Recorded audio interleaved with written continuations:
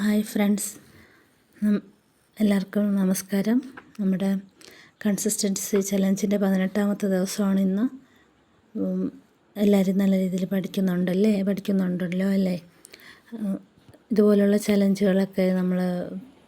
ചലഞ്ചുകളിലൊക്കെ ഏർപ്പെട്ട് നമുക്ക് പഠനം നമുക്ക് മുന്നോട്ട് കൊണ്ടുപോകാൻ പറ്റിയാൽ നമുക്കത് ഒരു വാശിയായിട്ടെടുത്ത് നമുക്ക് ആ ഒരു ചലഞ്ച് കംപ്ലീറ്റ് ചെയ്യാൻ വേണ്ടിയിട്ട് നമുക്ക് ആ പഠനം മുന്നോട്ട് കൊണ്ടുപോകാൻ പറ്റും. അതുപോലെ അതിലൂടെ തന്നെ നമുക്ക് ആ ട്രാക്കിലോട്ട് വന്ന് നമ്മുടെ പഠനം നല്ല രീതിയിൽ എഫക്റ്റീവായിട്ട് എടുക്കാൻ നമുക്ക് പറ്റും. അപ്പോൾ ഞാനീ 18 ദിവസം അപ്പോൾ ഞാനിത് വെറുതെ ഒരു ചലഞ്ച് വെറുതെ ഇടുന്നതല്ല. ഞാൻ ഒരു ദിവസം ഇതിപ്പം എത്ര ബിസി ഒരു ഡേ ആയാൽ പോലും ഞാനൊരു മണിക്കൂറെങ്കിലും പഠിക്കുന്നുണ്ട് എല്ലാ ദിവസവും.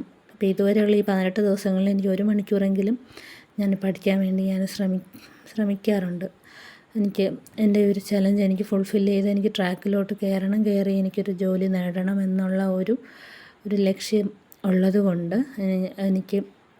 ഞാൻ ഈ ചലഞ്ച് ഉള്ള ഈ 17 ദിവസവും അതായത് ഇന്ന് 18ാമത്തെ ദിവസവും ഞാൻ പഠിക്കുന്നുണ്ട്.